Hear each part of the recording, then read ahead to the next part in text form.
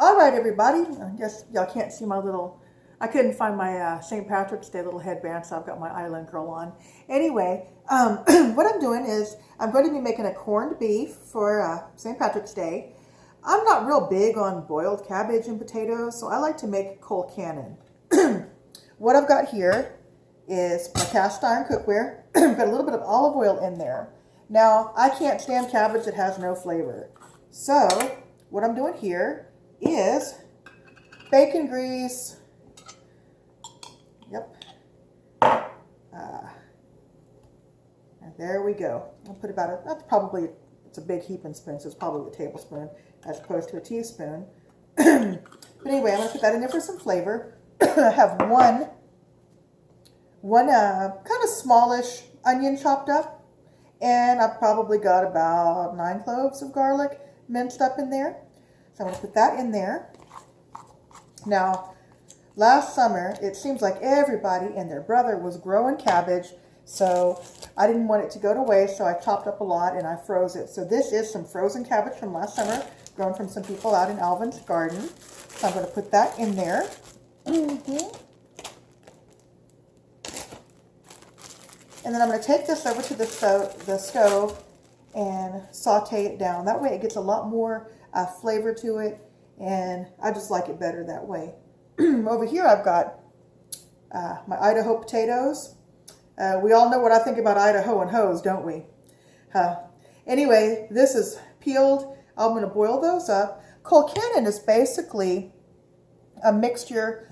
The traditional recipe is they boil the cabbage, they mix it with the potatoes kind of mushed up, and then they just kind of serve it as a casserole baked. Anyway, like I said, I like to kind of stir fry mine with bacon grease, lots and lots of garlic, onion. I'll probably throw some more spices in there. I'm boiling my potatoes with probably 4 cloves of garlic that are minced up in there.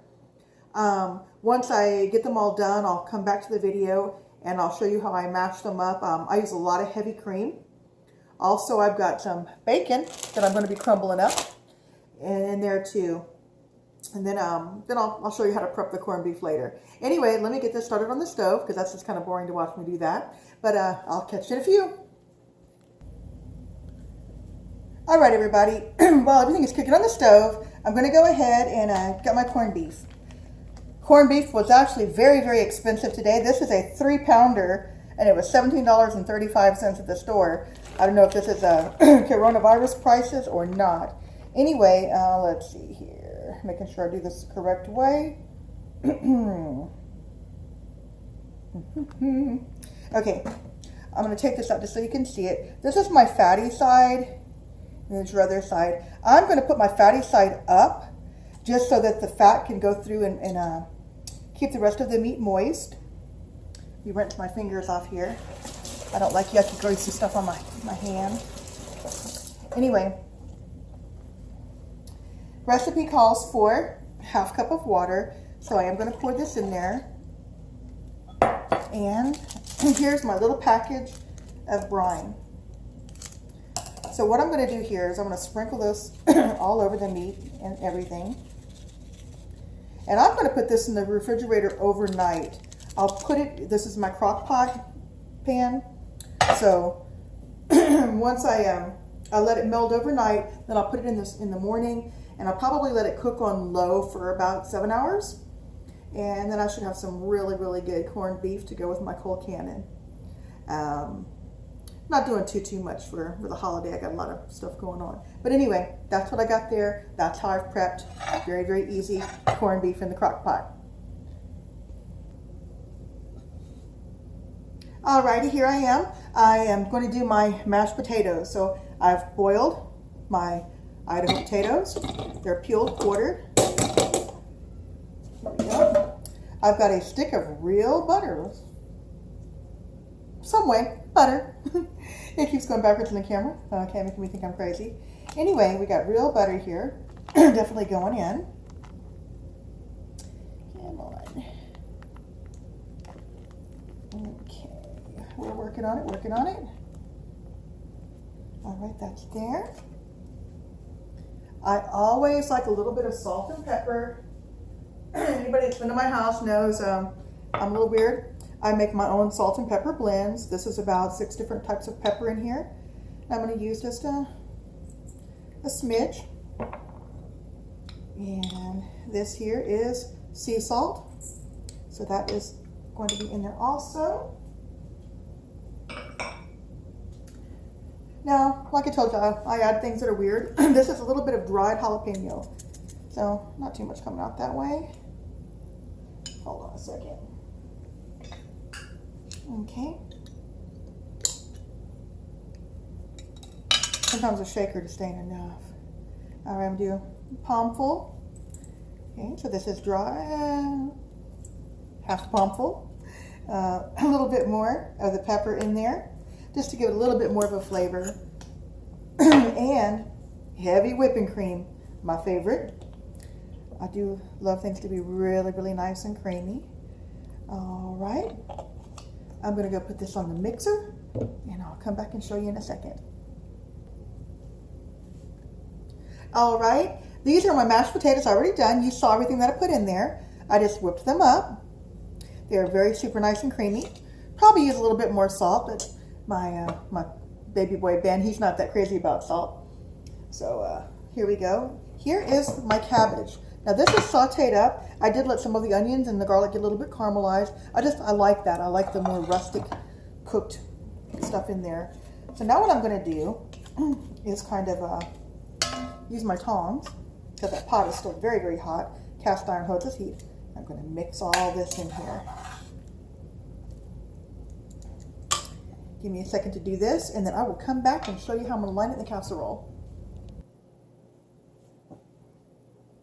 All right, here I am again. And my stuff is all mixed up. So my mashed potatoes and my sauteed cabbage and garlic are all mixed up. I'm gonna put this in just a small, I don't know what kind of, Pyrex. I guess this is a Pyrex bowl. Using my bamboo spoons from Pampered Chef. I love these spoons. I've always loved wooden spoons. I don't know, maybe it's a nostalgia of them. I can always remember my Aunt Lee cooking with them and all that kind of good stuff. And then of course, my handy dandy scraper. That's my other favorite Pampered Chef tool.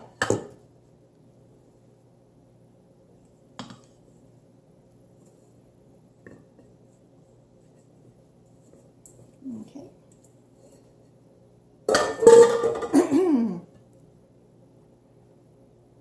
Okay. Here we go. Spreading this to make it a little bit more level.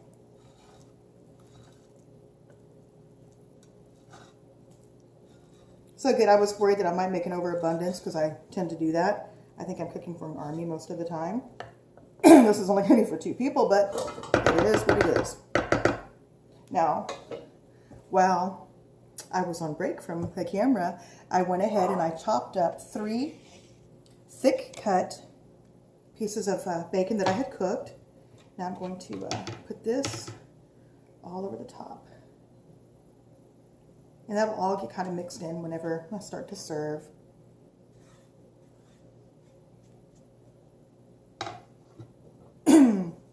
When I was in England, I spent 14 days traveling the UK. So I went to England, Scotland, Ireland, and Wales. I fell in love with Wales. Ireland was great. Scotland was by far my favorite because I got a thing for guys in kilts. Anyway, while I was in London, we went to eat at a restaurant, and it was the tour, company. So they took us to the restaurants, and our menus didn't vary very much. It was always chicken and something else. But in the mashed potatoes, they always mixed in something like peas. So at that point, I kind of realized that the British were sneaky, and they snuck everything into mashed potatoes. So the Irish must have followed suit by sneaking cabbage into mashed potatoes. So here is my Colcannon.